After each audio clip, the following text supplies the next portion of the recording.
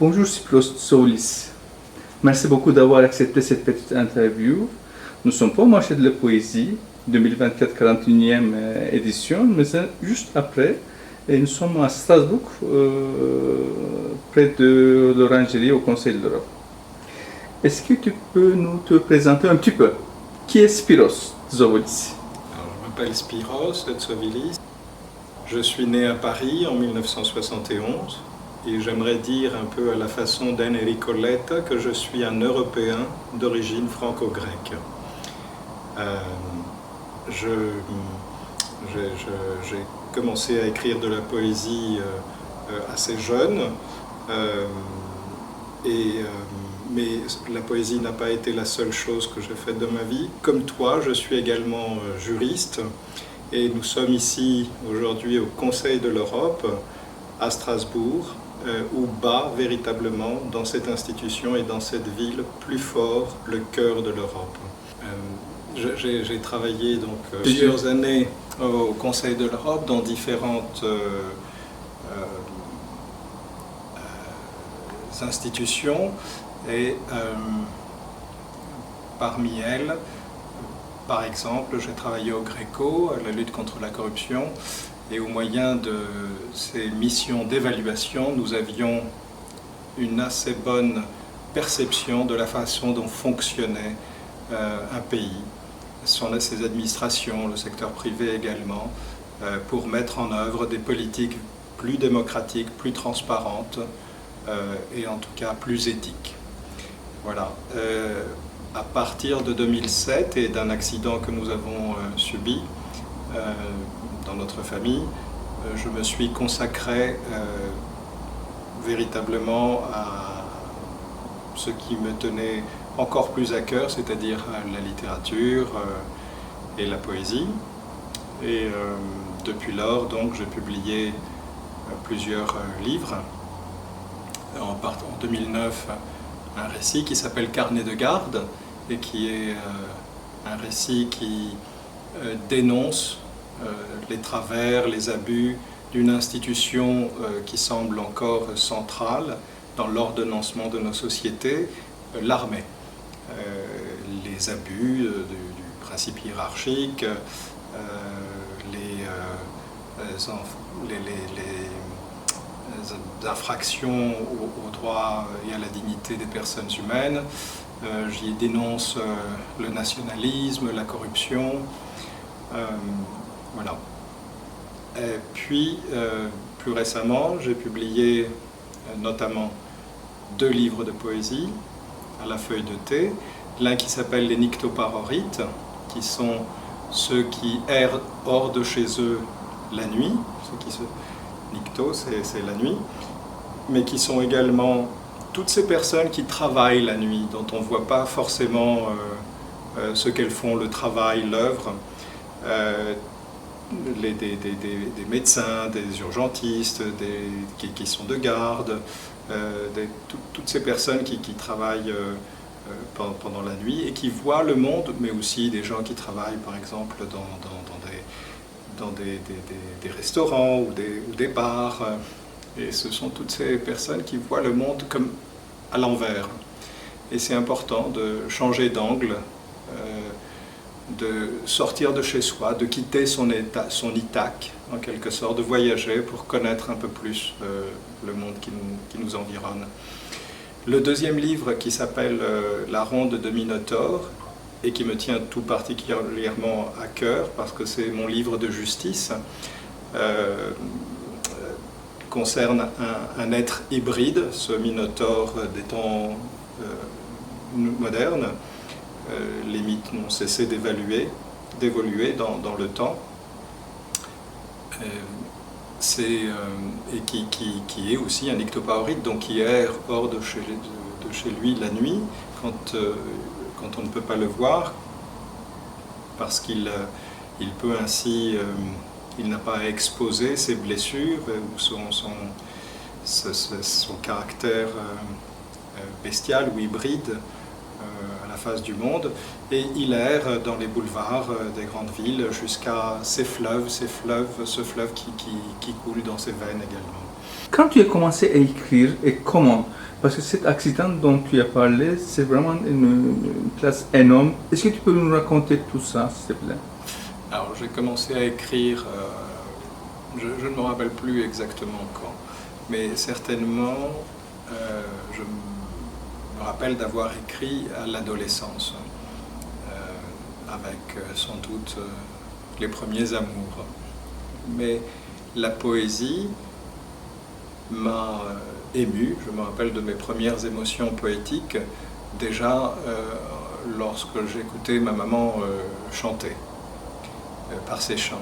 Mais aussi, elle me chantait des berceuses, mais aussi, je me rappelle qu'elle chantait des chansons de Théodorakis pendant la dictature, par exemple. Et c'était des poèmes mis en musique. En Grèce, je pense que tout le monde a une sensibilité poétique parce que de très grands compositeurs ont mis en musique de grands poètes. Et ces poètes ont tenu un rôle très important pour les combats pour la liberté, pour la démocratie, pour l'émancipation vraiment humaine, parce qu'on a cessé, même des analphabètes n'ont cessé de les chanter. Et ces poèmes ont eu plus d'impact à mon avis, et ces poètes, avec ces compositeurs, et toutes les personnes qui reprenaient en chœur ces chansons ont plus d'impact que bien des juristes, que bien des magistrats à cette époque, ou des hommes politiques, ou des femmes politiques. Donc voilà, c'est à travers ce biais-là que je me suis initié à la poésie et que j'ai commencé donc moi-même à m'y mettre, comme je t'ai dit, d'abord avec sans doute des poèmes d'amour, puis il m'a semblé que la poésie était un moyen d'exprimer tout. Tout ce qui était important, c'est-à-dire à la fois pour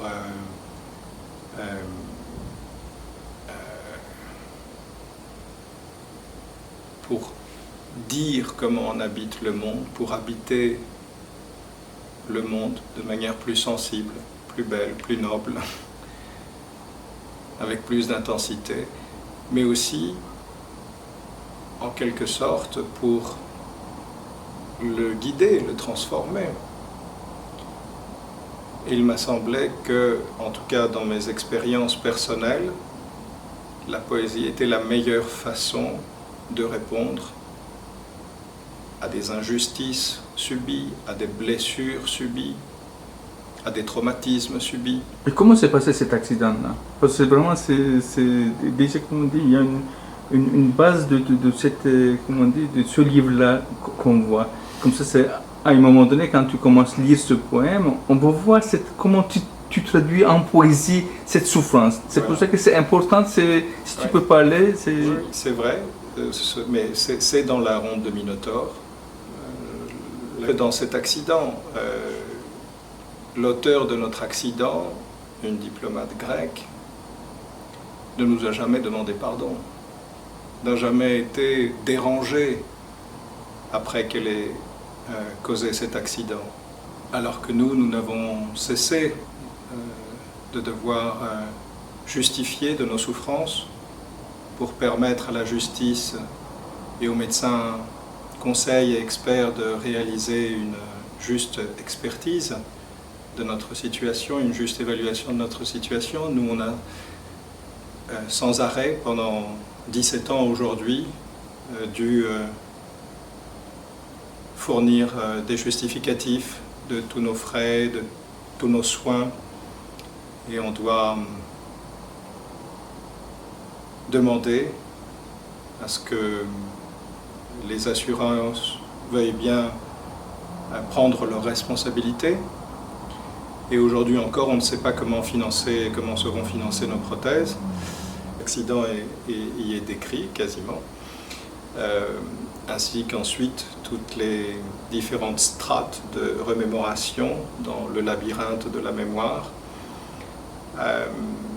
Nous étions en famille à Bruxelles, nous étions allés voir nos meilleurs amis, et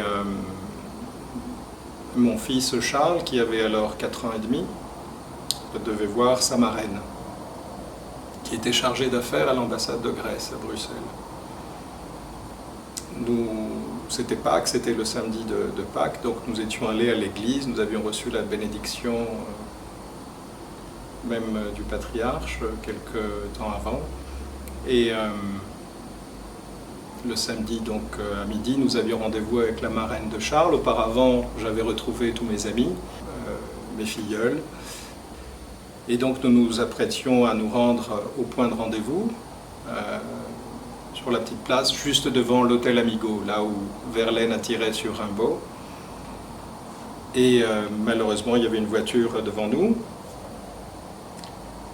qui était mal garée. Et un agent de police lui a demandé de changer de place. Elle a démarré en trombe, elle a fait un tour 360 degrés, juste au moment où je traversais avec tous les enfants autour de moi, une dizaine d'enfants, pour rejoindre la place de l'hôtel Amigo. Et la voiture ayant perdu son contrôle, qui avait déjà heurté un mur et qui avait failli écraser d'autres personnes, en tournant comme ça à 360 degrés, elle allait droit sur nous, sur mon fils, et comme il portait une doudoune, j'ai pu le soulever au dernier moment. Mais nous avons perdu tous les deux nos jambes à ce moment-là. Donc les secours sont venus 20 minutes plus tard. Et quand ils sont venus, ils sont tombés dans les pommes. Et heureusement, il y avait d'abord un chauffeur de taxi, Faisal Nassiri, qui portait une cravate, qui m'a fait un premier garrot. Parce que lorsque vous êtes coupé au niveau de l'artère fémorale, ça coule comme le robinet d'une baignoire. Et donc, à lui et ensuite à l'ange noir, celui qu'on appelle l'ange noir et qui était Freddy et qui était à ce moment-là le garde du corps de Daniel Echter. C'est lui qui nous a fait véritablement les premiers garrots, à moi et à mon fils, et qui nous a fait des injections pour nous permettre de nous soulager de l'horreur. Voilà, alors on a ensuite été répartis, mon fils et moi, sur 2 hôpitaux, lui à l'hôpital pour les enfants, à Saint-Pierre, et moi à Rennes-Fabiola. Et on n'avait pas parlé. La première fois qu'on s'est parlé, c'était 3 semaines après l'accident, où j'entends mon fils au téléphone qui me dit « Papa, lorsque tu ne seras plus mort, est-ce que tu viendras me voir ?» Mais voilà, de tout ceci et de toute cette injustice, je voulais en parler, mais dans un poème. Voilà, ce sont tous ces moments qui sont effectivement décrits, ainsi que l'expérience de la mort imminente que j'ai eue à ce moment-là dans la ronde de Minotaure, qui n'est pas un poème aussi tragique qu'il en a l'air, parce qu'il y a beaucoup aussi de belles choses. Et à la fin, c'est la victoire, encore une fois, d'Eros sur Thanatos, parce que l'Eros nous sauve, l'Eros nous aide à vivre, à surmonter bien des épreuves et bien des douleurs. Et c'est ce que j'ai fait, et pour moi, ça a été très important de pouvoir retourner à Bruxelles, où a eu lieu l'accident, le 31 mars 2007, d'y retourner l'année dernière, le 1er avril 2023, avec ma ronde de Minotaure. Et premier recueil publié, c'était quand? Alors, il y avait déjà des poèmes dans mon premier récit, dans Carnet de garde. Il y a au moins une dizaine de poèmes dans Carnet de garde qui sont des poèmes écrits depuis l'adolescence. Et il y avait un poème sur mes grands-parents, par exemple, mais d'autres poèmes également. Voilà, les premiers livres de poésie ont été publiés Alors certains sur mon site, par exemple Adèle et le Fantassin a été publié en premier. Adèle et le Fantassin, c'est un poème écrit au lendemain véritablement de l'invasion par Poutine de l'Ukraine et de l'accueil à la maison d'une petite fille, Adèle, qui avait 4 ans, avec sa maman, Bojena, et qui tenait, il y a une photo de ce moment, de cette première soirée à Strasbourg pour elle. Elle tenait une petite fleur dans sa main qu'elle avait cueillie à la frontière entre son pays et la Pologne.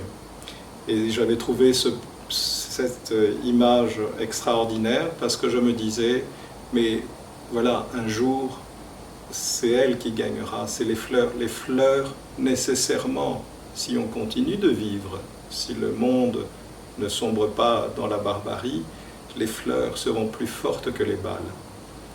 Voilà. Et en pensant évidemment à l'enfant grec aussi de Victor Hugo qui disait « je veux des balles ». Oui, mais les fleurs un jour gagneront, seront plus fortes. Et puis ensuite, donc en 2022, nous avons publié à la feuille de thé ces 2 livres, donc les Nyctopaorites et la ronde de Minotaure, en étroite collaboration avec Manon, qui est une artiste grecque et qui a illustré magnifiquement ces poèmes, mais qui a fait aussi les couvertures, la création de ces polices originales. Et donc ces 2 livres lui doivent beaucoup et sont des livres réalisés ensemble. Voilà. Tu écris en français ou en grec ou les deux ou... Alors, même si ma maman est grecque plutôt, elle est franco-grecque, mais elle est si ma langue maternelle est, si plutôt ma mère est grecque, ma langue maternelle c'est le français. Donc j'écris en français, mais il m'est arrivé d'écrire aussi ou de traduire quelques petits textes en grec. Voilà. J'ai beaucoup d'admiration pour la langue grecque, qui est d'une richesse extraordinaire, tout comme le français, mais qui a aussi une histoire, une évolution dans l'histoire beaucoup plus importante, et donc aussi, je l'avoue, une admiration qui comprend une certaine distance, voilà, une crainte même, je dirais, à me saisir de cette langue pour écrire de la poésie. Et comment tu crées, construis, écris ta poésie? Est-ce que tu as une approche poétique? Sûrement, comme on dit, d'un poème à l'autre, ça change. Mais... Oui, ça dépend, effectivement. C'est très varié. C'est souvent, en tout cas, à l'origine, je pense que mes poèmes ont toujours à l'origine une émotion.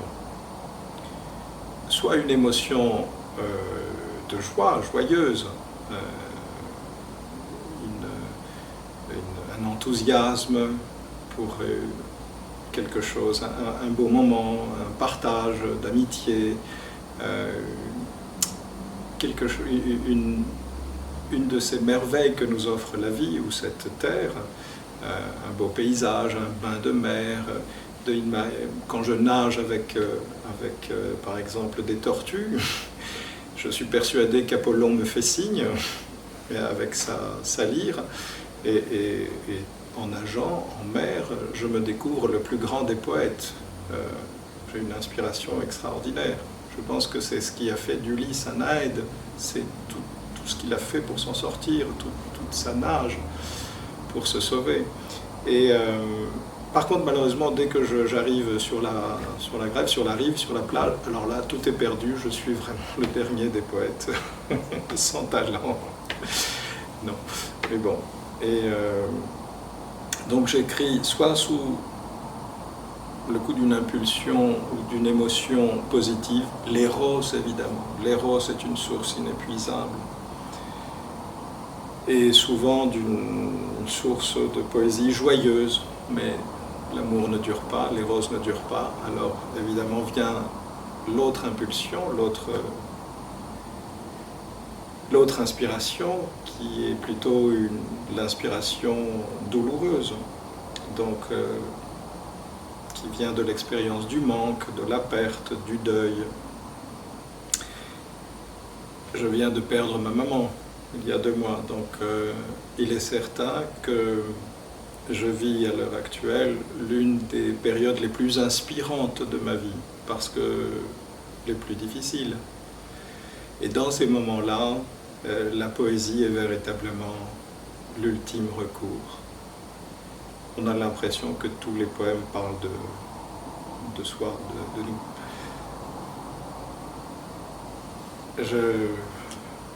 Je voudrais rendre hommage et remercier Hélène Dorion, par exemple, ou Christian Viguet pour leurs témoignages de solidarité et leurs poèmes. Je ne lis pratiquement que de la poésie. Par exemple, après cette... Toi aussi, j'aimerais te remercier. Après cet accident, par exemple, ça a pris un certain temps pour que tu reviennes vers la poésie comme une pansement, en fait. Donc, ça a pris un certain temps, je suppose, n'est-ce pas? C'était l'accident de 2007. Et comme on dit, le poème Minotaure qui est sorti en 2000.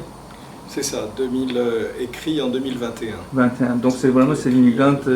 Tu l'as digéré, comme on dit, tu es transformé, tu es traduit cette souffrance vers comme on dit, vers un poème. Donc, ou un autre poème, peut-être plus joyeux, ça sort tout de suite et tu écris tout de suite, probablement. Donc, ça ne nécessite pas une distance. Mais par exemple, la perte de ta maman, ça nécessite un certain temps pour que tu reprennes ou non, je ne sais pas, par exemple. Oui, c'est vrai. Il y a un temps d'élaboration plus ou moins long, on ne sait pas. Comment tu travailles par exemple? Comment tu as travaillé par exemple d'un jet qui est sorti, Minotaure ou un autre poème, ou bien c'est vraiment ça, tu travailles chaque jour un petit peu, tu changes, tu reviens? Non, ça dépend. L'écriture poétique, pour moi en tout cas, ce n'est pas comme le récit, le roman ou le théâtre, où là il y a une structure et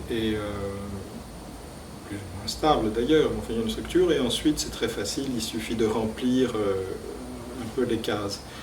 Bien sûr, il y a une structure aussi dans les poèmes, l'agencement des poèmes et le poème lui-même, mais il y a le plus important, c'est véritablement l'émotion première. Il y a une réflexion évidemment, par exemple dans les Nyctobaoris, il y a un poème sur les mers. Et il est inspiré certainement de l'expérience de la maladie de ma mère. Ma mère avait un Alzheimer. Et donc j'ai vécu lentement toute sa perte, la perte de sa mémoire et progressivement la perte de l'identité de la personne. Ce n'est plus la même personne, celle qui ne se souvient plus. La perte donc de sa dignité aussi. Alors on dit en France que la culture c'est ce qui reste quand on a tout oublié. Eh bien, voyant ce qu'il restait de ma mère quand elle avait tout oublié, on pouvait continuer de voir sa tendresse, son sourire, parce qu'on s'embrassait, elle me souriait jusqu'à la dernière minute. On a passé la dernière semaine ensemble, lorsqu'elle a décidé, lorsque nous avons vu qu'elle avait décidé de ne plus s'alimenter. Mais c'est difficile, c'est un défi pour tous les gens, de l'entourage d'une telle personne, et c'est une maladie qui touche de plus en plus de monde. Il y a plus d'1 million en France, par exemple, de personnes qui sont atteintes par cette sorte de maladie de la dégénération, de la perte de la mémoire et des facultés cognitives et tout ça. Donc c'est vraiment une question de société aussi. Qu'est-ce qu'on fait avec cette société qui perd de plus en plus de sa mémoire et qui s'en remet aux ordinateurs, aux logiciels, à l'intelligence artificielle, jusqu'à devenir des humains augmentés.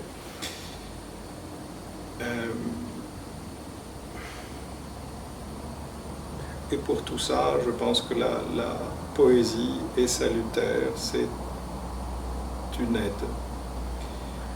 Et les poètes, les auteurs, les gens qui t'ont inspiré, qui t'ont marqué, qui ont laissé une trace dans ta littérature?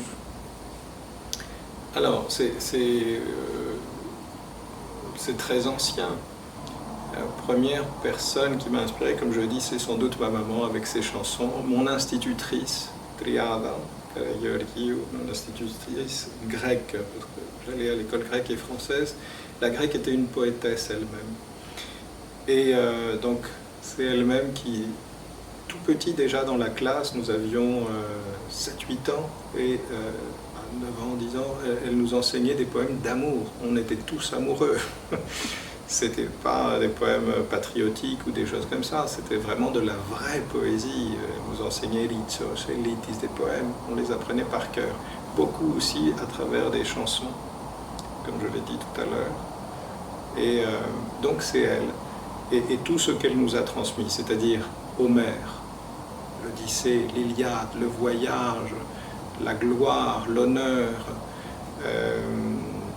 tous ces risques de la vie qu'il faut prendre, les sirènes, mais aussi les tragiques. Très tôt, donc, elle nous avait enseigné Échille, les grandes tragédies d'Échille, de Sophocle et d'Euripide. Et puis, plus tard aussi, à l'école française, ou je ne sais plus comment, les Balzac, Stendhal. Donc c'est pas que de la poésie, mais beaucoup évidemment Rimbaud, Baudelaire, Éluard.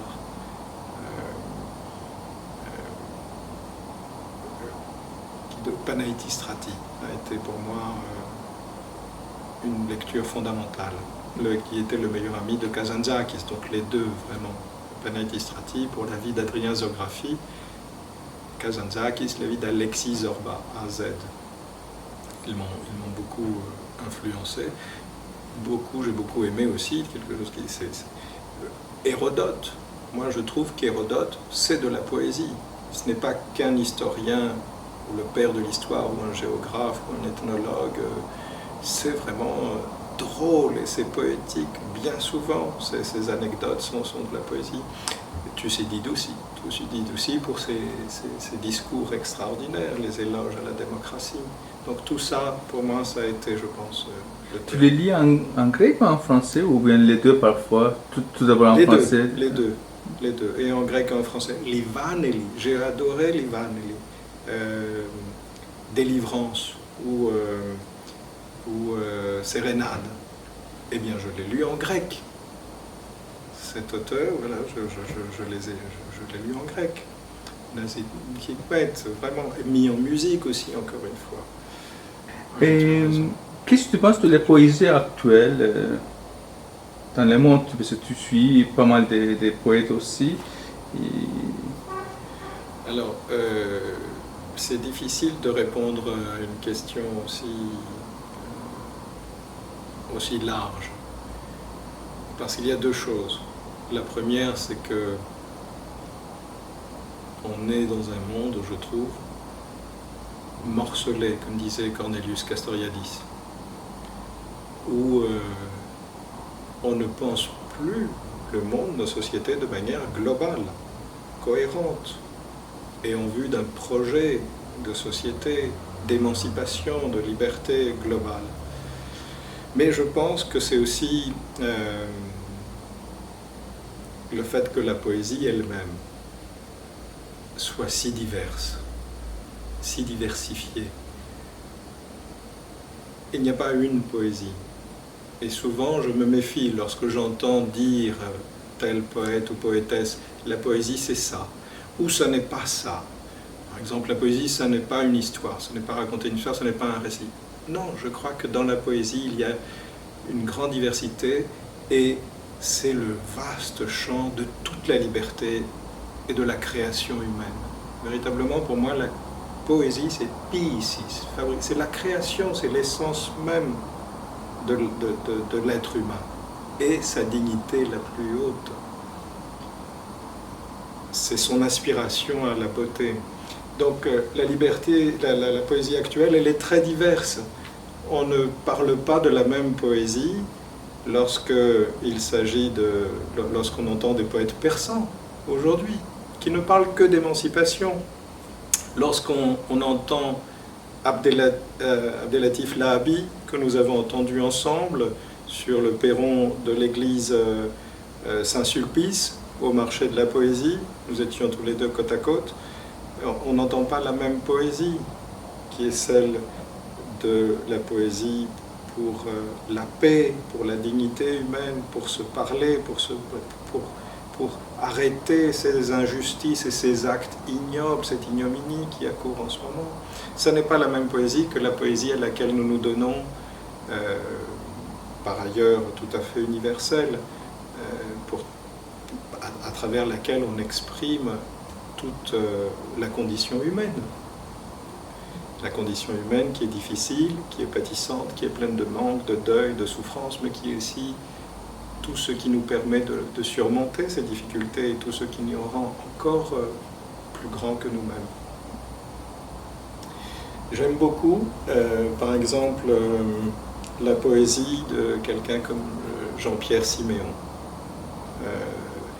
sa politique de la beauté.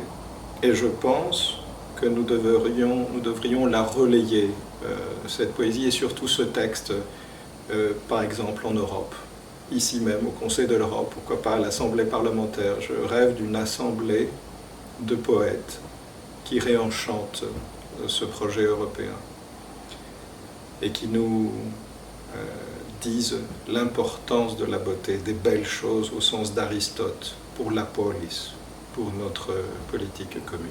Ça ne suffit pas de se défendre ou de permettre, comme disait Aristote dans la politique, que le commerce puisse continuer à s'exercer librement.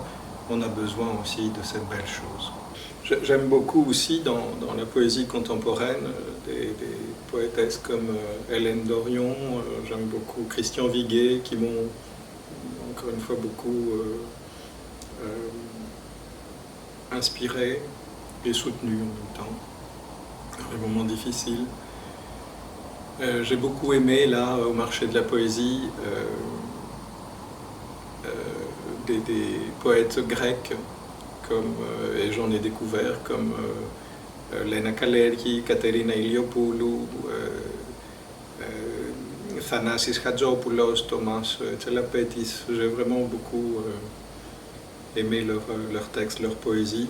Elles m'ont influencé, mais j'aime beaucoup aussi la tienne, Réa. J'aime beaucoup la poésie de mon ami Mathieu Chavrier, qui, bien que directeur juridique à l'Eurogroupe, à l'Union, au Conseil de l'Union, lit et écrit de la poésie chaque jour. Je trouve qu'il est vraiment l'illustration de ce qu'ont été à un moment les humanistes et qui ont permis de forger une Europe véritablement à la mesure de nos plus beaux idéaux de paix, de coopération, de construction.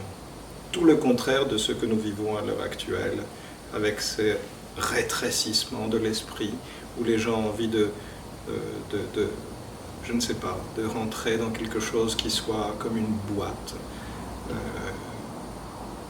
d'une seule couleur, mais à laquelle ils s'identifieraient complètement, et à même de résoudre tous leurs problèmes, toutes leurs craintes, de tous les dangers qu'ils s'imaginent. Et voilà, c'est ce qu'on voit avec les élections qui vont venir. C'est malheureusement, les gens ont l'impression qu'ils veulent rétablir leurs frontières, les frontières nationales, qui sont évidemment en même temps des frontières intellectuelles et spirituelles très restreintes et annihilantes. Voilà.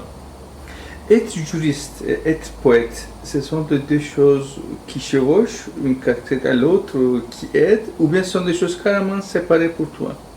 Ah, ça, j'aimerais bien te poser à toi la question et voir ta réponse. Mais on en a déjà discuté. C'est à la fois des choses semblables, parce que, et on le voit, j'ai l'impression, avec les poètes qui sont aussi des juristes, le mot la précision est très importante. C'est-à-dire on utilise un mot et il ne peut pas y en avoir d'autres. Sauf évidemment toutes ces fois où il nous manque, on cherche un mot, il nous manque un mot et on ne peut que décrire quelque chose, soit à l'aide de plusieurs mots, de mots qui s'en approchent ou du silence. Le poète disait Baudelaire est celui à qui il manque toujours des mots. Et moi, il m'en manque. Je ne sais pas si je suis poète, j'en écris, mais il m'en manque toujours. Et dans toutes les langues. Mais il y a aussi, pour moi, c'est deux choses aussi totalement différentes. Pas différentes, mais qui parfois s'opposent, parce que dans, comment on dit, même le fantasme du juriste, tel qu'il pense pouvoir appréhender la réalité, il n'y a qu'une seule voie, et c'est celle de la rationalité qui semble la plus réaliste possible. Or, la liberté du poète et l'exigence de création, de nouveauté et d'imagination commande qu'il se défasse de tout ce langage et de tous ces mots qui ont déjà toute leur signification bien établie et bien ordonnée pour justement créer à la fois peut-être des mots même, mais aussi des agencements niveaux et même des significations nouvelles. Voilà, donc les deux sont à la fois ont des choses communes, mais aussi des choses totalement différentes, et les deux sont nécessaires et complémentaires. Tu fais de la musique aussi, si je ne me trompe pas. Oui, j'aime beaucoup. Est-ce que tu peux parler de cette expérience? Alors la musique, c'est le langage universel. Hein. Avec la poésie, il y a la barrière de la langue et toute la question de la traduction comme pont entre les êtres et entre les peuples, mais aussi comme barrière naturelle, pratiquement, difficilement dépassable. Alors que dans la musique, si tu joues de la musique, ou si tu donnes à écouter à quelqu'un de la musique, ou s'il te donne où que tu sois dans le monde, eh bien il y a tout de suite, on peut aimer des genres différents, le jazz, le classique, les genres populaires, mais tout de suite, la communication, l'approche est plus simple et plus naturelle, et sans, en tout cas, a priori, sans média. La musique est pour moi très importante. Et dans la poésie, par exemple, je crois qu'il y a, on a quand on compose des poèmes, je crois qu'il y a une musique, du moins un rythme. Et après,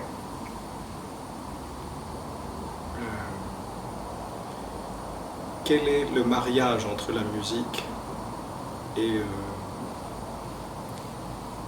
la poésie, le texte? Comme je t'ai dit tout à l'heure, je suis très inspiré et très influencé par les poètes grecs. Un poète grec que j'aime beaucoup, Michalis Ganas. Beaucoup de ces poèmes ont été mis en musique et tout le monde les chante sans même savoir le plus souvent que ces textes sont de lui. On écoute une très belle chanson, on dit oh, qu'est-ce qu'elle est belle, le texte est vraiment beau, et pour moi ces chansons-là sont très importantes, par-delà la simple musique. Et ce sont les chansons qui ont des chansons à texte, où le texte signifie quelque chose. Et c'est très beau, cette synergie. Ce sont de véritables synesthésies, lorsqu'on peut mettre ensemble différents arts, lorsqu'on arrive à les relier ensemble. Alors je sais bien que Victor Hugo interdisait qu'on mette de la musique sur ses vers, mais je trouve ça dommage. Je trouve que par exemple les chansons de Ferré, la façon dont il a mis en musique les poètes est très belle. Et en Grèce, en tout cas, c'est très très courant. Je ne sais pas comment c'est en Turquie, mais des grands poètes turcs ont été mis en musique en Grèce aussi, par des grands compositeurs grecs. Et voilà, mais l'une de mes plus belles expériences artistiques, ça a été d'écouter le Requiem de Verdi à la cathédrale de Strasbourg. Parce qu'encore une fois, voilà, il y avait une synergie. Ou d'autres requiems. J'imagine que lorsque Mozart a composé son requiem, c'était pas comme un produit à obsolescence intégrée, c'est pour qu'il dure. Lorsque l'architecte ou les architectes qui ont bâti ces cathédrales les ont créées, c'était pas pour créer un immeuble qui servirait un but pour quelque temps. Ils avaient vocation à ce qu'il dure longtemps, très longtemps. Des siècles, peut-être même des millénaires. Et ils ont duré, et ils dureront, je pense. Eh bien, écoutez le Requiem avec les chants dans un tel endroit, voilà, je trouve que ça, c'était une de mes... on atteint le sublime, vraiment. Voilà. Est-ce que tu joues un instrument? Je joue un peu de la guitare. Ton fils aussi, je suppose, non? Despina enseignait la guitare au conservatoire. Ma fille joue excellemment aussi, elle chante merveilleusement. Mon fils est véritablement très doué. Il joue de la guitare et du piano. Et tous les genres. Ça, les moments de bonheur, effectivement, ce sont ceux-là où on se retrouve. Et vous êtes une famille juriste, n'est-ce pas ça encore? Tous juristes, tous musiciens, tous effectivement. Beaucoup de points en commun, quoi. Oui, c'est vrai. Et aussi avec d'autres amis. On se retrouve avec des amis italiens, d'autres amis turcs aussi. Et on chante et on joue ensemble. D'ailleurs, Conseil d'Europe aussi, c'est comme un orchestre. Oui, c'est vrai. Et il y a Denis Hubert. Il y a beaucoup de collègues qui chantent, qui jouent de la musique et qui font des spectacles et beaucoup de très belles choses. On a chanté Brassens, par exemple, ici, ou même à l'UNESCO. C'était quelque chose de très important. La musique. Encore. Et la place des femmes? Toutes les muses. La place des femmes dans la poésie, ça évolue ou d'après tes observations, parce que c'est une très bonne question. Et ça tombe bien qu'on la pose ici où nous sommes. Je crois que les femmes ont un rôle, si ce n'est prédominant, en tout cas essentiel dans la poésie. Les 9 muses sont des femmes. Et leur mère, Mnémosyne, la mémoire, est une femme. Et je pense qu'elle contrebalance merveilleusement la place de Polémos. Héraclite disait, Polémos, la guerre est père de toutes choses. Eh bien, la poésie est aussi mère de toutes choses. Les femmes sont très importantes depuis Sappho. Cornelius Castoriadis a écrit un très beau texte dans les carrefours du labyrinthe sur la poésie de Sappho et l'importance de la poésie et comment un poème peut dire beaucoup plus que finalement de longs traités de philosophie. Un vers d'Échille ou de Sophocle, il y a beaucoup de choses terribles dans ce monde, rien de plus terrible que l'homme, et beaucoup plus riche peut-être que cette phrase d'Aristote que l'homme est un zoon politikon, un animal politique. Donc depuis Sappho, voilà, et je pense que les femmes nous donnent à voir un autre versant quand même de cette réalité dont les poètes essayent de se saisir, un autre versant tout aussi essentiel qu'on a souvent caché dans l'histoire, ou alors on ne l'a permis qu'à des seules femmes libres, Louise Labbé par exemple, ou d'autres poètes émancipés à leur manière, comme elles pouvaient. Et aujourd'hui, la poésie féminine est d'un dynamisme extraordinaire. Ça atteint même peut-être parfois des proportions peut-être abusive. Il n'y a plus que il y a aussi des revues où il ne faut être qu'une femme pour publier. Mais j'ai été très content de voir, par exemple, l'extraordinaire foisonnement, l'extraordinaire création de la poésie féminine, là, pendant le marché de la poésie. Il y avait Anna Iannoulou, Johanna Dunis, et puis il y a des thématiques particulières dont les femmes se saisissent mieux. Les violences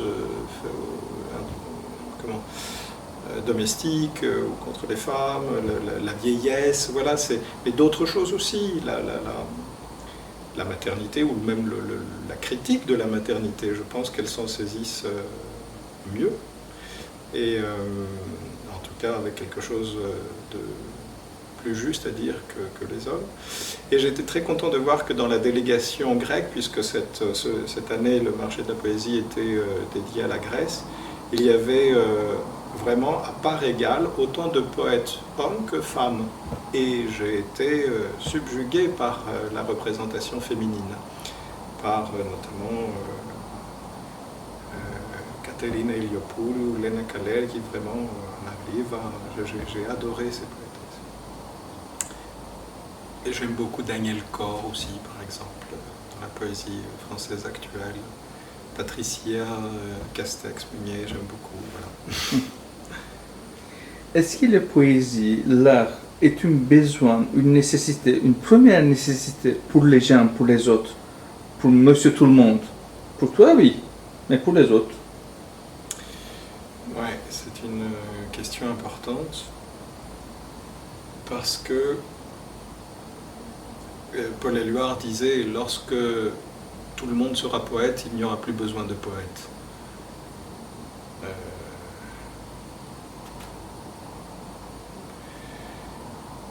Je crois que la poésie est nécessaire à tout le monde, parce que la poésie, c'est véritablement l'infusion de la langue, c'est la quintessence de ce que devrait être la vie, ce qu'elle est parfois, mais pas tous les jours, parce qu'on travaille, on souffre, on est malade, on subit toutes les intempéries dans une vie.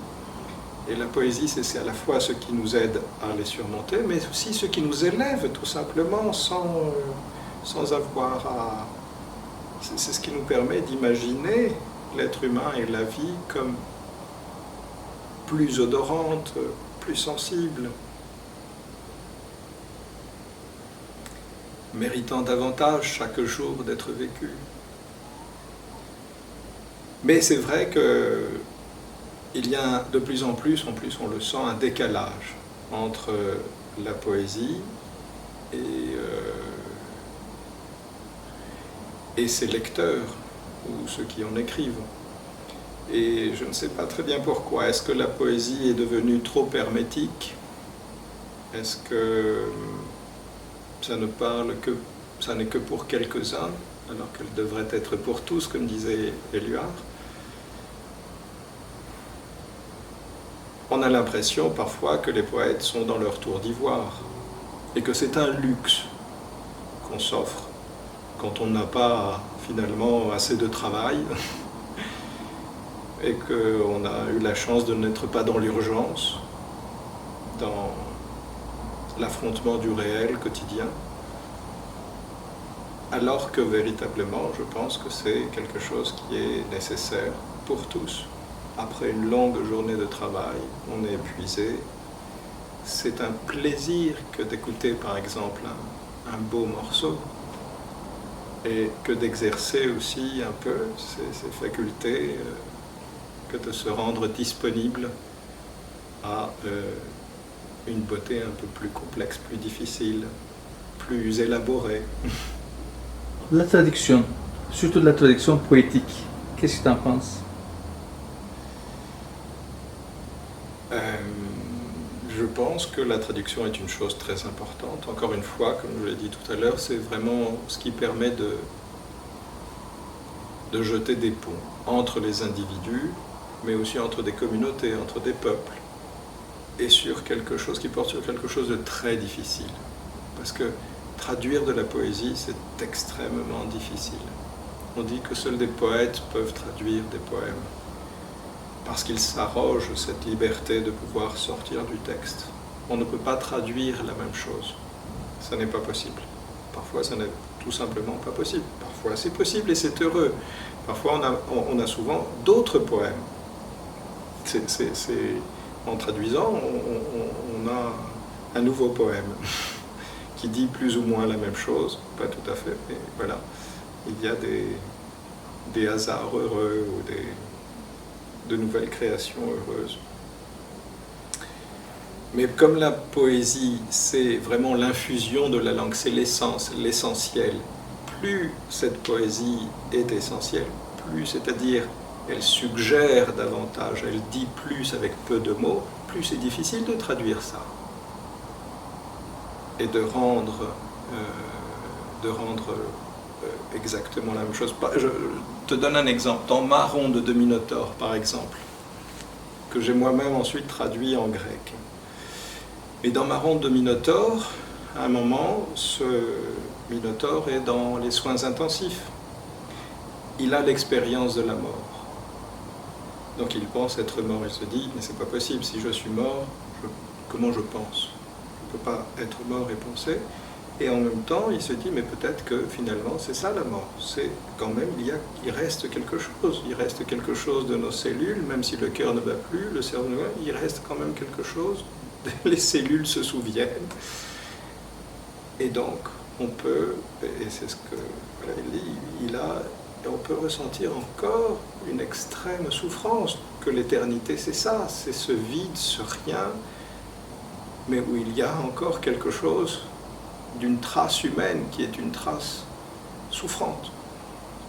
Et puisque lié et n'ayant pour destin que le vide. Et pendant cette expérience, on connaît maintenant la science, il y a une littérature scientifique sur ces expériences de mort imminente. On sait que les personnes qui ont l'impression d'avoir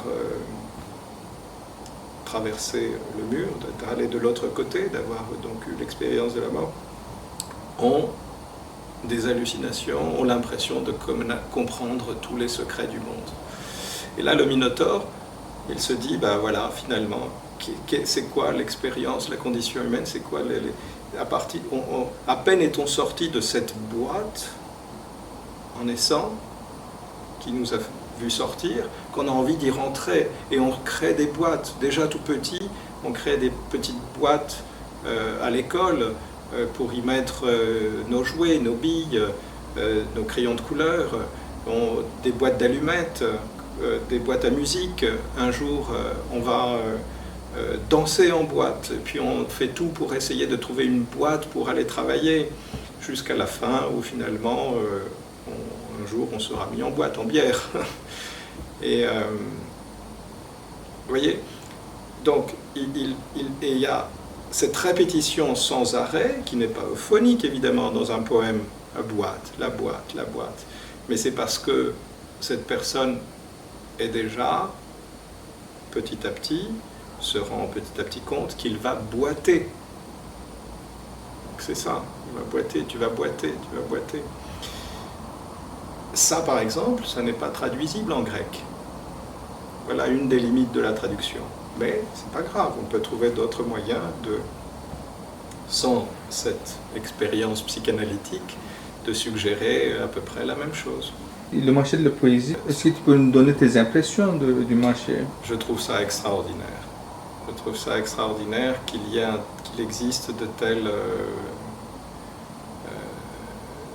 tels événements consacrés à la poésie. Alors, je regrette un peu que ça s'appelle marché. Disons qu'en grec, l'agora, c'est autre chose. On aurait pu l'appeler l'agora de la poésie, parce que l'agora, c'est un marché, mais c'est aussi l'endroit des échanges. Et c'est aussi des échanges politiques. C'est pas simplement un échange de biens. On ne va pas acheter et vendre de la poésie, mais on échange dans une agora comme celle-ci. On échange surtout des idées et on rencontre des personnes. Mais bon, je ne pense pas que toi et moi, on va maintenant changer le mot. Par contre, pourquoi pas, l'idée a été lancée de créer, par Guylaine Brault par exemple, de lancer un marché de la poésie à Strasbourg. Peut-être que celui-ci s'appellera l'Agora de la poésie et qu'on trouvera aussi d'autres soutiens pour ce projet. D'ailleurs, j'ai beaucoup aimé, donc c'est un marché en tout cas qui réunit plus de 500 éditeurs. Soit dit en passant, il y en a autant en Grèce, dans un pays qui fait 10 fois moins, où il y a 6 fois moins en tout cas de monde. Mais 500 éditeurs, des milliers de visiteurs, beaucoup de poètes, et c'est un lieu extraordinaire où vraiment il est plaisant de marcher dans les couloirs, de voir tous ces livres, une telle extraordinaire diversité dans les publications, dans les textes eux-mêmes, et puis il y a la poésie du monde entier, on y respire l'air de l'universalité. Et qu'est-ce que tu penses à propos d'intelligence artificielle? C'est une question qui amène à réfléchir sur les questions essentielles de ce qu'est l'homme, ce qu'est la société, la vie en commun. Et évidemment, comment est-ce qu'on crée? Qu'est-ce que la création? La création poétique, mais aussi la création politique, juridique, chaque jour devant les problèmes concrets des gens.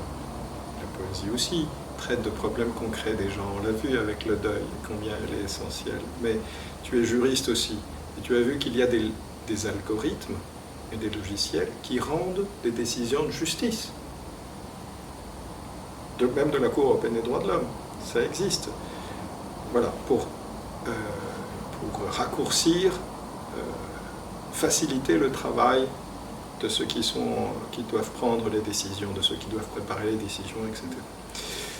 Donc c'est grave, parce que est-ce que ça veut dire qu'on va devoir être de plus en plus confronté à des décisions individuelles automatisées, c'est-à-dire prises sur le fondement de logiciels? C'est terrible. Dans ma capacité, avant au Conseil de l'Europe, de personnes responsables des questions de protection des données, c'est une question qui me touche beaucoup. Science sans conscience n'est que ruine de l'âme. Dans le secteur de la poésie, c'est très important aussi, parce maintenant on apprend qu'il y a des algorithmes, des logiciels qui arrivent à composer des poèmes même de meilleure facture formelle que celles de poètes d'expérience éprouvés, etc. C'est quand même assez incroyable. Et donc pourquoi pas? Si ça peut faciliter la vie des gens, si ça peut faciliter la vie d'un amant pour composer finalement le poème qu'il n'arrive pas à écrire pour s'adulciner, oui. Mais je crois que la poésie et le poème, comme la politique, ont un rôle architectonique dans notre société, dans nos sociétés, un rôle fondamental. Donc je pense que jamais les algorithmes et les logiciels ne parviendront à remplacer les poètes vivants. Pas ceux qui ont écrit il y a longtemps, mais les poètes. Il faut que les poètes et la poésie réagissent aussi avec le kéros au bon moment, de la bonne manière, sur des questions de société, des questions qui blessent et qui occupent notre humanité actuelle. Moi, dans ma modeste mesure, c'est au lendemain de l'invasion de Poutine que j'ai écrit Adèle et le fantassin, parce qu'il fallait tout de suite expliquer qui est Poutine. Poutine, ce n'est pas un chef d'État qui défend les pauvres et les opprimés, et tout le reste du monde contre le méchant Occident. C'est quelqu'un, et c'est ce que je voulais expliquer dans le poème, dont le grand-père était le cuisinier de Lénine, puis de Staline. Même le médecin de Staline n'avait pas la confiance de Staline. Donc son cuisinier, celui qui lui donnait à manger, c'était l'une des personnes dont il avait le plus confiance. Voilà, il n'est pas là par hasard, Poutine. Et on ne peut pas oublier d'un revers de la main comme ça tous les crimes. Les poètes, les journalistes, les écrivains qui ont été supprimés. Alors là, ça va peut-être trop loin. Personne aucun logiciel, aucun algorithme n'aurait pu remplacer Abdellatif Lahabi, ce qu'a fait et le poème qu'il a lu et la façon dont il l'a lu sur le perron de l'église Saint-Sulpice à Paris pendant le dernier marché de la poésie. Et je suis très heureux d'ailleurs que nos deux poèmes, ce sont nos dernières publications à tous les deux, soient publiés dans la même revue, la revue alsacienne de littérature. Et pour moi, le poème Izmir, 1922-2022 est très important. Parce que ça, c'est quand même des moments incroyables dans l'histoire. Despina, Despina Chatzivasiliou, secrétaire général de l'Assemblée, septembre 1922, elle donne le prix de l'Europe à Izmir. Izmir, dont le leader est un des chefs de l'opposition démocratique en Turquie. La famille de Despina a été décimée et a dû quitter son pays, la Turquie. C'était des citoyens turcs en 1922. 100 ans plus tard, c'est elle qui donne le prix de l'Europe. Et c'est voilà comment, aussi, moi, la poésie, parce que pendant la remise du prix, il y avait des drapeaux rouges partout, comme un champ magnifique de coquelicots. Et dans ce poème, dans la revue où nous sommes publiés ensemble, le poème dit « Laissez aussi un peu de bleu, un peu de ce bleu de la mer, qui est notre mer commune. Laissez aussi un peu de ce bleu et de ce sel des siècles, abreuvez aussi les sillons de votre pays. » C'est ça l'avenir. C'est l'Europe. Voilà. Et avec la démocratie, évidemment, parce qu'une Europe non démocratique, à quoi elle sert? Elle ne sert à rien. Une Europe sans liberté, elle ne sert à rien. Elle n'inspire pas le monde. Or, l'Europe, c'est ça. Elle n'a pas simplement permis, après la Deuxième Guerre mondiale, de reconstruire tout ce qui a été détruit par le nationalisme, le fascisme, le nazisme et tout ça.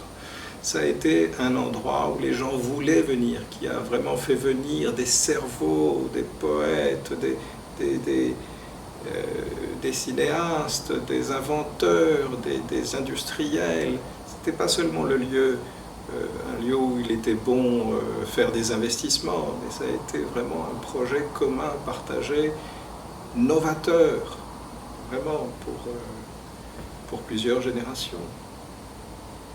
Et les poètes, c'est ce qu'on doit faire. Je pense que nous sommes là pour créer ces ponts, rappeler l'essentiel.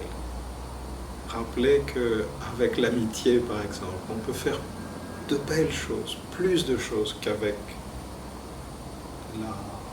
l'inimitié, la concurrence ou la guerre. Merci beaucoup, Sipiros. Merci à toi. Donc ces deux livres, les Nyctobaourites et la ronde de Minotaure, normalement auraient dû figurer dans un seul livre, puisque le Minotaure est un Nyctobaorite, et puisque sinon on ne comprend pas très bien pourquoi les Nyctobaorites, qui sont les sémaphores de l'amour, qu'ils sont aussi, qu'on les trouve parmi les urgentistes, les retardataires, les infirmiers, les malades, etc. Ça veut dire que ces deux recueils, ils sont une suite. En fait, voilà, ils sont ensemble, voilà. Une diptyque. Ça aurait dû être ensemble, un seul livre. Mais il était important que, puisque ce poème-récit, en quelque sorte, traite de l'accident, qu'il soit indépendant, qu'il ait une autonomie en tout cas, et que les gens puissent l'acheter seul, parce que ce n'est pas évident d'acheter un gros livre, forcément. Voilà. Tu avais encore une autre recueil aussi, non? Tu parlais de le premier recueil. Oui, Adèle et le fantassin. Non, avant aussi, ça veut dire avant l'accident, il y avait une avant, il y avait série. J'ai beaucoup écrit, mais pas publié. Oui, mais beaucoup de mes poèmes ne sont pas publiés, ou alors ils ont été publiés ponctuellement pour un tableau, dans une revue, etc. Et comme par exemple pour le poète, le peintre italien Armando Arpaia ou d'autres. Alors, ce poème, Prima del trionfo del tempo e del disinganno, a été inspiré de l'oratorio de Handel, écouté pendant la pandémie, juste à la fin des mesures de pandémie en 2021, printemps 2021, au Petit Festival du Printemps, dont Cécilia Bartoli est la directrice à Salzbourg. Et ça a été une expérience assez extraordinaire parce que ça a été la première représentation après plusieurs mois de confinement, de silence, d'absence de musique. Et le spectacle fut extraordinaire, c'était très très beau. Les gens, l'audience les a applaudis pendant plusieurs minutes sans arrêt. Et c'est un oratorio assez qui est illustratif, très intéressant, parce que le libretto avait été, l'opéra a été interdit par le pape, le libretto avait été écrit par son neveu. Et donc c'est le combat que mène d'un côté le plaisir, la jeunesse, et de l'autre côté le temps et la désillusion et la mort, en réalité. Et la jeunesse est tout acquise au début au plaisir, et puis viennent les désillusions, la perte, le manque, encore une fois, qui conduisent voilà, au triomphe, donc finalement des pulsions de mort peut-être. Et c'est un poème donc sur la beauté, cette beauté dont Lucrèce nous dit dans De Rerum Natura qu'elle gouverne le monde, et menée par Vénus. Et sur aussi la femme, le rôle des femmes. À ton image se forgea la première sensation et la perception du divin, émanant de toi qui, sur ce sable stérile, face à l'océan, sous le soleil, ne croyais pas en toi. Tu étais la vérité et la lumière, ne se rapportant pas seulement à cette condition humaine, mais à quelque chose de plus grand. Cette sensation que produisit dans leurs entrailles le clair-obscur de tes yeux, c'est la dichotomie qui sévit encore entre le désir de t'étreindre et la distance du contre-jour. Comment se départager l'absolu, songèrent-ils? Quelle est la part de l'amant et celle de qui répugne à l'amour, celle du passé d'époque ou du malheureux? Au début, bien sûr, ils voulurent se jeter sur toi, t'enlever. Combien de fois Hélène ne fut-elle pas outragée? Pourquoi l'oublie-t-on? Combien de guerres déclenchées pour une femme, mais pour une déesse? Le désir aveugle. Ils furent tous pris de peur en voyant tous ces hommes qui perdaient la vue l'un après l'autre.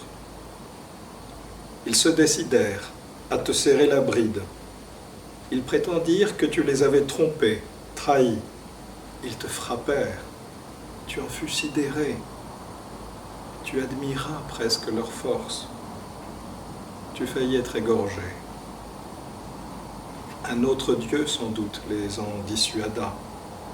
Ils s'en donnèrent un œuf, qu'ils se choisirent viril.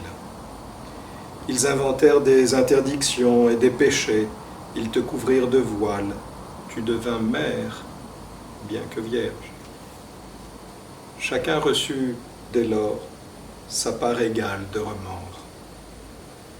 Il en demeura cependant toujours une lancinante senteur, un sourire secret, insolemment dessiné au creux de ton regard.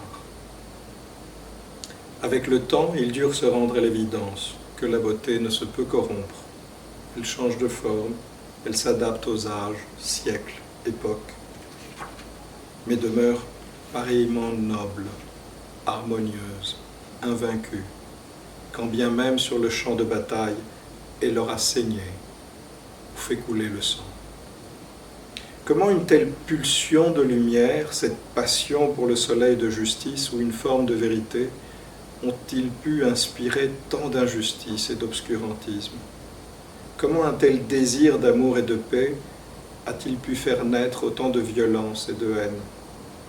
Pourquoi l'étreinte ne se tairait-elle pas, elle, la mère de toutes choses?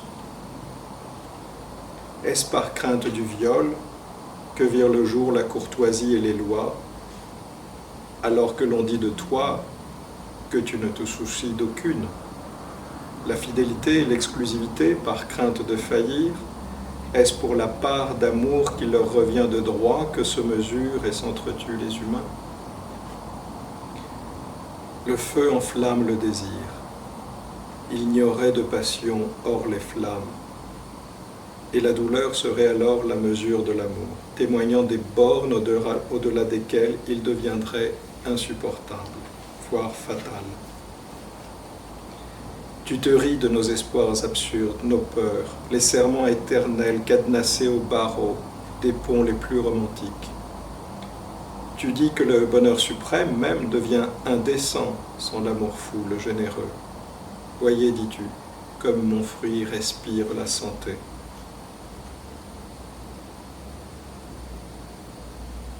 Corps de marbre, voguant de par les mers, comme une bonne mie de pain fumant, que tu partageas. Tu animes l'imagination, distribues des sourires, bonifies les mots. Tu offres chair et vin mêlés de miel aux fantômes, longue vie, et tu justifies la création tout entière.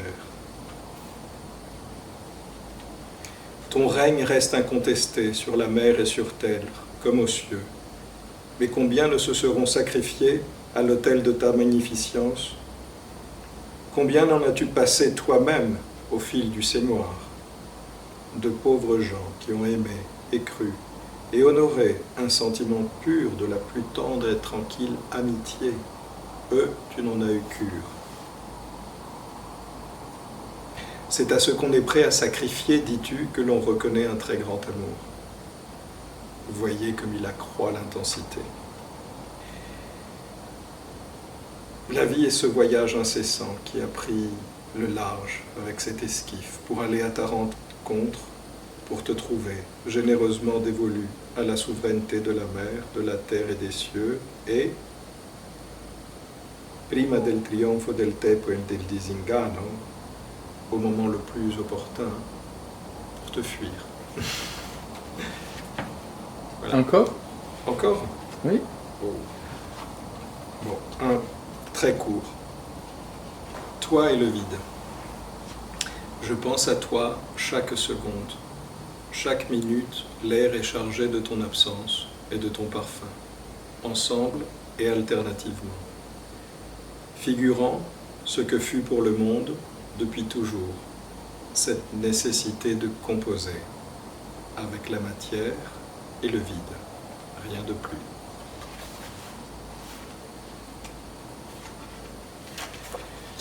Muse Méduse.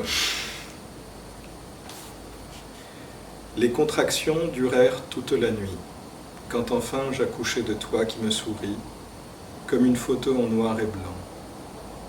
Comment te nommer, à présent que tu aimes et crains? Tu demandes si le monde rêve encore lorsqu'on le prive d'espoir. Et comment pourront-elles prospérer dans la nécessité, les jeunes pousses de la liberté? Tu t'es empressé d'apprendre ce que disent les premières feuilles de nuit. Parlent-elles de toi? Diront-elles que tu as recouvert une cité de caresses avec tes adroits doigts de rose? Que tu as libéré la neige? Diront-elles, la muse, qu'elles portèrent en leur sein pour apprendre à vivre l'amour généreux? Parleront-elles de la mer clémente et hospitalière, même avec le dernier misanthrope? Parleront-elles de ces rayons de midi qui les suppliciaient de désir? Les titres scandent, ici et là. Alarme dans les lits et les temples. Saisissez-vous d'elle, ordonne-t-il. Ne la laissez pas poser sur qui que ce soit son regard, que nul ne caresse ses yeux de détresse.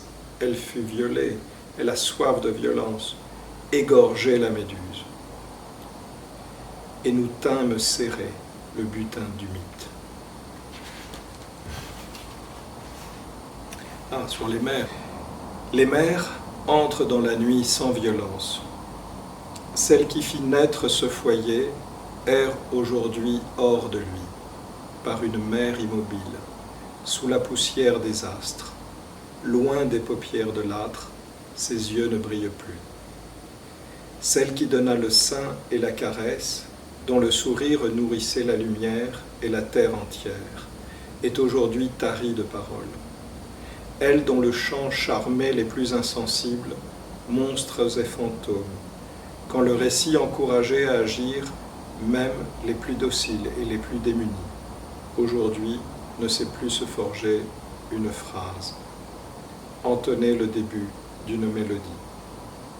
Son esprit arpente depuis quelque temps déjà les sentiers sans trace, où nul ne peut la suivre et dont nul ne revient. Celle qui était l'âme de la ronde, qui menait la première toutes les danses, qui changeait dans la nuit 3 fois de lit, ne sait plus faire le lien, ni par où avance le corps, ni comment se meuvent les mains et les jambes, pour signifier autre chose que le temps qui meurt. Nous recueillons encore l'essence de sa vie dans le calice de ses mains, tremblantes, rudesse des jours, privation de l'école, perte du père, avanie des proches et des hautains, amour reçu chiche, comme dans un livre de contes. Vivante, elle est plus que jamais le négatif de notre âme et des tourments de notre époque. Elle dit ce que et comment nous nous aimons, si nous en sommes encore capables.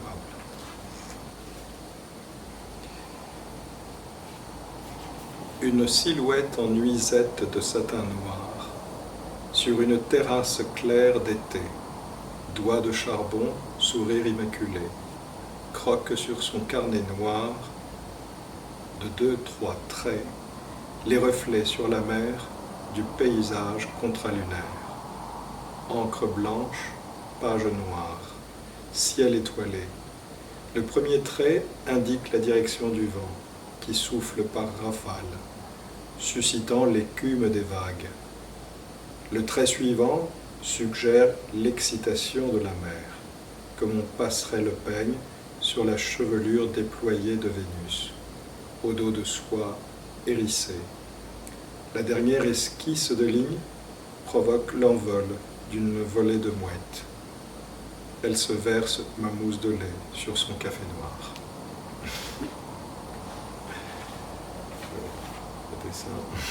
Chevauchée maritime.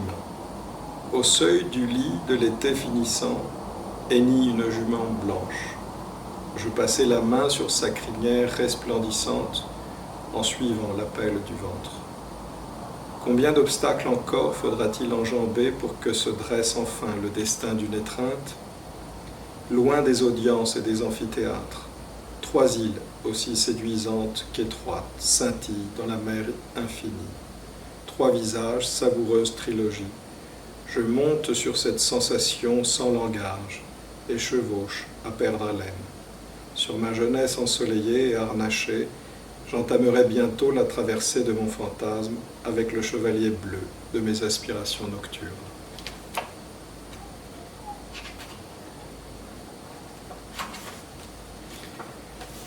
Je vogue au large, au pays de lumière. J'ai disposé les filets, jetés de lignes, sur les boulevards d'écume infatigable. J'attends et j'attrape des mots. Silence. La première lettre, depuis l'abîme familier jusqu'à la ligne illettrée de l'horizon. J'attends le poème promis, le monde renaît. Je me suis penché sur ton œuvre ainsi que tu me l'as offerte, comme si tu me soumettais hésitante le fruit du péché du nyctoparorite que j'ai veillé toute la nuit, tendrement, affectueusement, parce que cette main qui dessine des désirs et qui promet, ce précieux poignet de verre, les cils peints, qui saignent notre mystère, et la bouche qui soupire n'en peuvent plus de souffrir, parce qu'ils ont été conçus pour partager généreusement le plaisir. C'est le tout premier poème que j'ai écrit et que j'ai gardé, qui date de 1986. L'étranger. Monsieur, vos poèmes sont illisibles. Pourquoi vous servez-vous encore d'une feuille et d'un crayon? Vous êtes un idéaliste et pauvre, mais seriez-vous aussi étranger? Je ne suis pas un idéaliste, mais j'écris comme un pauvre, parce que ce que je ressens me désarme. Je vais où le vent me porte, minema côté ciel, au gré de l'imagination qui souffle, sur les seuls drapeaux que je reconnaisse, ces voiles où s'imprime la filia, qui nous offre de voyager ensemble. Aux heures qui grincent sous la torpeur, au sommet d'une falaise repliée, tente de s'habituer ces vieux corps, hantés du froid, des ruines, de ton absence. Il court des bruits étranges sous nos toits, mais ce qui résonne, c'est nos pas, les murs froissés de longues veilles, et l'encre empoisonnée mais sincère, qui traverse la vitre, des mots encore pour dire, ne pas partir. Quelqu'un s'absente sans cesse en moi. Ça, c'est tiré des carnets de garde. C'est un des poèmes qui est dans le carnet de garde. Ça aussi, visage de l'eau. Pétri de songes ou dans l'ivresse du désir, tu as suivi parfaitement tous les sentiers, les fleuves et les rochers pour parvenir jusqu'au verger suspendu de mes visages. Tu as souri avec délicatesse à ma nudité et à mes jeux d'enfant, et lorsque j'ai eu peur, tu m'as montré ces fruits que j'ai reçus de chaque femme de ma vie. Et tu m'as dit, je ne suis qu'un rêve, ne sois pas effrayé, je partirai à l'aube, demain je serai oublié. Dans cet éclat du soir, dans nos regards noirs, la mort livrait son âme à la beauté. Et puis, dans le premier baiser et par tes pores, j'ai pénétré ton corps, avec le temps, avec la vie, et je suis devenu de pierre aussi. Le lendemain, avec l'anthèse, un visage vacillait sur la mer apaisée, et mon sang sur ton sein, mon amour, perlé. Sur mes lèvres, le goût amer du soleil régénéré, et toute la douleur d'un sourire, un seul. J'appartiendrai et je n'apparaîtrai qu'aux instants purs de ta texture. Je comblerai tes yeux de baisers comme des larmes. J'élèverai des ponts sur l'abîme de ton âme. Et je rirai encore. Je serai fort, l'instigateur de tes rêves. Et toute la folie déversera sur toi des parfums et des airs qu'on ne reçoit qu'une fois. Il ne nous restera peut-être que ces derniers vers, mais nous est immortel déjà.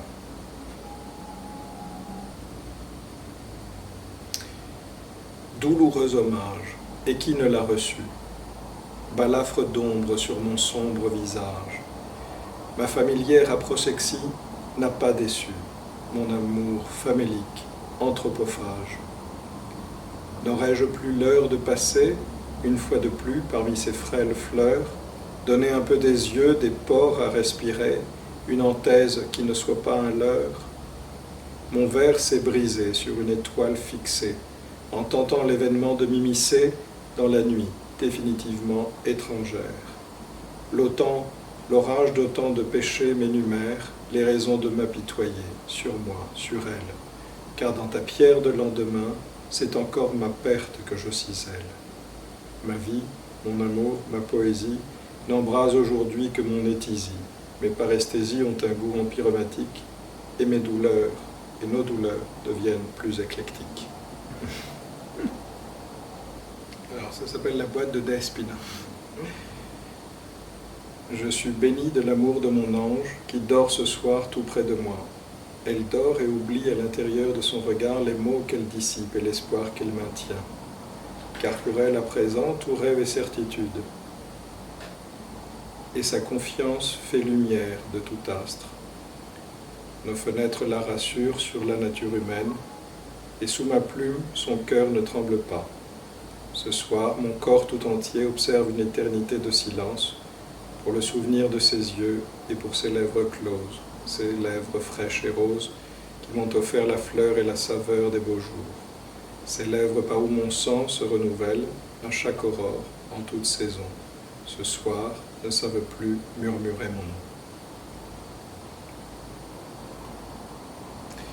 Et un autre qui s'appelle Les Tahirs de Sinope. Oui. Tout ce qui te nomme perdure. Tu es né d'un hasard qui débute, une étrange histoire, de celle que les humains se plaisent à perpétuer dans la mémoire de leur relais officiel, tout comme dans l'âtre des plus modestes chaumières. Tes si petits yeux noirs présagent d'infinis velours, éclairent pourtant de grands desseins. Ils ne demandent qu'à te croire, ceux qui te dévisagent de la tête au sein, pour que tu leur narres leur mythique ascendance. Ta peau douce est une terre familière. De tes pores renaissent chaque printemps les promesses sacrifiées de l'enfance. De tes fossettes, la joie inaltérée de tes extases, petit bain de jouvence. Tes doigts dessinent les notes de l'horizon. Les manches suscitent des sons comme des baguettes. Tout obéit et la nature te couvre de bienfaits, afin qu'un jour prochain, les Tahirs de Sinope président enfin dans nos cœurs aux destinées de l'Europe. Voilà. Smyrne, Izmir, 1922-2022. Un champ de coquelicots innombrables, fragiles, autant que la tige des idées qui les portent, que le vent gifle et ballotte. Illusion d'un champ uniforme, gardé et prospère par ses mâts arrimés de tout temps, de toute pureté, à force de saignées fratricides. Roulement de tambours hurlant, louanges hyperboliques, édiles adulés, loués pour la crainte qu'ils inspirent, acclamés au mégaphone tels des héros tutélaires, porte-voix à écran plat, ventre. Pavillon écarlate, unanime, baïonnette fidèle, fantassin anonyme et interchangeable, en ce jour qui vous honore, où vous est décerné le prix de l'Europe, permettez qu'un ruisseau de lumière bleue, gorgé du ciel des siècles, abreuve vos sillons, irrigue vos champs sous un ciel couronné d'étoiles dorées, que de la climatite, l'ancolie, l'iris, le myosotis, la centaurée, la jacinthe et l'agapanthe y poussent à nouveau, qu'elles s'épanouissent, butinées par les abeilles d'une aube sans frontières. Nous méritons mieux que les haines et le mythe des vergers vierges. Nous méritons de vivre et de prospérer en paix, ensemble, sous le même ciel, enfantés par la même mère, avec la démocratie, la justice et la filia. Poème écrit à l'occasion de la remise par la secrétaire générale de l'Assemblée parlementaire, Despina Chatsivassiliou, du prix de l'Europe, décerné à la ville d'Izmir en septembre 2022. Publié dans la revue alsacienne de littérature, suite le numéro 141. La ronde de Minotaure, avec les illustrations de Manon, publiées en 2022 par la Feuille de thé, avec une couverture de couleur terracotta.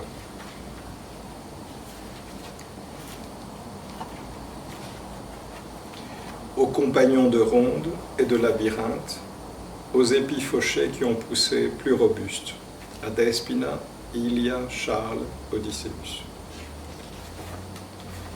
Depuis sa chambre de bonne à la lucarne de lune sous les toits, résidence des nyctérides et des clandestins, il se précipitait chaque soir, un peu après minuit, comme lors des fêtes de Saint-Fermin, à Pampelune, dans les escaliers étroits en colimaçon qui donnaient sur la rue, en face du jardin. Puis dévalait, boitant, le grand boulevard, qui avait autrefois embrasé les barricades, avec les vitrines éteintes, les livres endormis sous la joue de Delphine, et les enseignes dissimulées, au bas des grands immeubles en pierre de taille, jusqu'aux quais où il avait coutume de se promener le long du fleuve qui coulait dans ses veines, et qu'on voyait affleurer sous sa peau brune et robuste. Les nuits de pluie surtout, il ne risquait de rencontrer personne. Il pouvait alors humer, tranquille, sous sa prothèse et sa structure de corde, l'herbe qui tremble et la folle avoine, les feuilles de thé éthérées et les ailes humides du cygne, derrière le soupirail près du phare. Assis au pied d'un peuplier sonore, il passait là des heures à regarder défiler son mythe. Depuis ces jours de gloire où on lui promettait chaque année le tribut le plus précieux de la plus noble cité, la fleur de sa jeunesse, avec la permission d'en disposer selon son gré, bien en amont du malaise civilisé, de l'instinct malade. Alors, immanquablement, il se rappelle ce jour où il fut laissé pour mort, au bord d'un trottoir ensanglanté, d'une grande place cernée de dédales, infranchissables, de ceux qui conduisirent Verlaine attiré sur Rimbaud. Il se rappelle les cris, écho indescriptible de son jeune petit. À peine avait-il appris à se tenir debout, à gambader dans les montagnes, à respirer l'air verte des rapports humains sincères, à se rafraîchir dans l'eau claire, qu'on lui fauchait l'enfance. Les secours même s'étaient évanouis devant le spectacle des deux bêtes saignantes et vagissantes. Il se rappelle les mains de l'ami qui le tenait, serrées pour le garder, ou peut-être déjà le ramener à la vie. Le garrot de l'homme de foi et l'injection de l'ange noir. Il se rappelle la folie entreaperçue dans les yeux de son indéfectible aimé et de sa tendre princesse. Celle qui leur avait ôté à chacun une jambe, une corne, se prenait pour une grande tragédienne, par le seul fait qu'elle avait payé sur rubis sur ongle dans les plus luxueuses boutiques du monde, les talons aiguilles et les plus fines étoffes inspirées des héros, et se pavanait dans les salons d'apparat avec ses trophées en fourrure de renard autour du cou, tels les membres ensanglantés de ses victimes. Salope. Il se rappelle ces instants qu'on lui promettait d'oublier parce que l'esprit dissiperait de lui-même le souvenir trop vivace des plus violentes douleurs. Baliverne, il se rappelle sa mort, vraiment, dépouille profondément ensevelie, la terre humide, l'auteur de la pluie ruisselante jusqu'à l'os. La terrible conscience, là, de l'éternité du vide. Rien n'est que souffrance indicible. Pour cesser de sentir, il avait arraché tous les câbles, les tubulures sous-cutanées et perfusions, fait valser les potences. Le voile de la folie était levé. Il se rappelle encore, plus lucide que jamais, délirant. Il s'était retrouvé soudain sous terre. Sa vie faisait des variations de cercles dans un labyrinthe électrique. Pourquoi passait-il par là? Qu'avait-il à y faire? Avait-il manqué une station, oublié de descendre? Il courait depuis des années, depuis son plus jeune âge, pour attraper le train, prendre la bonne ligne, choisir la meilleure connexion. Il ne pouvait pas s'attarder, ni retarder les autres. Il avait attendu sur le quai. Qui l'attendait? Il n'en était pas sûr, mais il serait jugé sur cette attente. Le sort de ses frères humains lui apparut dans toute son amère nudité. Dès leur plus jeune âge, ils essayent de rentrer dans une boîte, semblable à celle de laquelle ils viennent en naissant de sortir. Étroite ou large, parois dures ou tendres, avec ou sans matelas, toit, porte, âtre, fenêtre.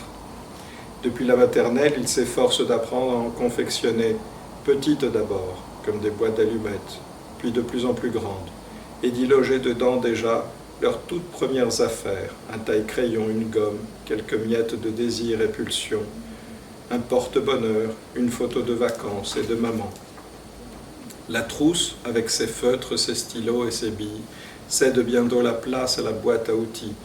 Il faut changer rapidement d'échelle et de perspective, ne pas gaspiller leur vie, comme ceux qui ont passé leur jeunesse à courir sans but dans les arènes et à danser en boîte.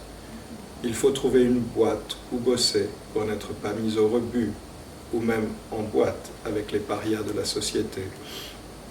Dans l'une de ces boîtes en carton où l'on range les jouets, dans les chambres d'enfants, Ils disposent leurs premiers effets personnels et emménagent, dans la première étable, cellules, pavillons ou 2 pièces, casées, seuls ou ensemble. Une boîte noire enregistre en plein vol, inlassablement, instant, rencontre, traumatisme, expérience, voyage. Leur vie ressemble bientôt à une immense pile de cartons amoncelés qui monte au ciel jusqu'à la mise en bière. Toutes les boîtes ne sont pas pareilles. Certaines sont palais, d'autres tonneaux et même boîtes de conserve. Certaines prennent racine, d'autres sont mobiles. Quelquefois, elles flottent. Lui qui rêvait d'une barque et de pâturage avait écopé d'un labyrinthe. Un urgentiste romain pleurait dans ses bras. Un autre, pourtant rompu aux mêmes tâches et exploits, confronté à la même souffrance, le brusquait sans ménagement, lui reprochait d'épuiser la morphine et de manquer de dignité dans la douleur.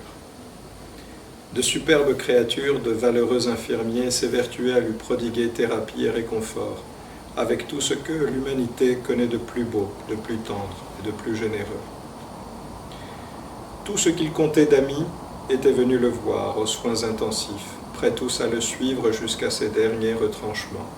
Son ami le plus proche lui rapportait chaque soir, après le travail, avec une constance et une fidélité sans faille, un cornet composé des plus beaux poèmes et sonnets de la saison. Quelques semaines plus tard, son petit lui dit au téléphone « Papa, lorsque tu ne seras plus mort, viendras-tu me voir ?» Alors il sut qu'il devait se relever sans plus tarder et marchèrent à nouveau ensemble sur une jambe, sur une corde, sur les surfaces rêches et humides du globe, jusqu'à épuiser par le vivre et par le dire toute la beauté du monde et la douceur de la vie. Le pire dont il se rappelle chaque soir, c'est ce qui s'ensuivit, la parodie de justice, les médecins bourreaux, les prestigieux experts achetés à la ligne qui ont prêté serment aux assurances, l'inaction et le silence complices d'un monde corrompu par l'indifférence, l'appât du gain ou l'appétit pour le spectacle de la souffrance. Errant chaque nuit en secret sur les ponts parés de réverbères innombrables et sans âge, il soigne ses souvenirs et ses atroces fantômes à l'aide de récurrents fantasmes. Il se remémore, ou peut-être compose-t-il sa rencontre avec elle. Il n'avait pas craint alors de lui montrer sa face terrible, monstrueuse, sa corne brisée, ses maux de bave, la tension permanente de ses muscles, ses veines obscènes, qu'on ne saurait dissimuler. Tentée sans doute par sa nature ambivalente, divine et souffrante, mortelle et bestiale, elle l'a reniflé avant de le voir, entendu ses pas résonner sur les parois métalliques de ses insomnies, senti en elle avant de le connaître. Ambiguïté de sa propre quête, amour, mer, feuille volante. Elle creuse ses entrailles jusqu'à son labyrinthe avec la bêche de son désir. Il se tient droit derrière elle. Elle aperçoit sur le sol, surprise, son ombre, intègre. Symétrie parfaite des extrémités, dextérité des membres, tendre, acérés ou étiphaliques. Ils s'entrepénètrent. Elle ne sait plus ce qu'elle désire, le baiser ou l'injure, la caresse ou le sillon de ses ongles, sentir s'épanouir sur sa peau un chant de coquelicot ou se laisser passer au fil brutal de la lame. Que chantent ses entrailles? Elles n'ont plus de repères, elle recueille ses mots sur sa chair, ses doigts sur son cou se resserrent, l'air se raréfie, les regards se recourbent. Spasme, sa corne grince sur la carrosserie de son cœur, leur voix, leurs cris giflent, son sperme gicle sur son corps recroquevillé, autour de sa fontaine aride. Quel sens accorder aujourd'hui à leur étreinte? Laquelle de leur nature aura prévalu? Multiforme et mortelle, unique et éthérée, indomptable et instinctive? Comment ordonner le fleuve tempétueux de l'amour? Il convient seulement de s'y baigner, encore et encore, jusqu'à apprendre à aimer sans peur ce qui se renouvelle et ce qui demeure. Avec le soleil forgeron de l'espoir, ou dans la nuit clandestine, à l'abri des milices de la morale. Voilà. Merci beaucoup, Spiros.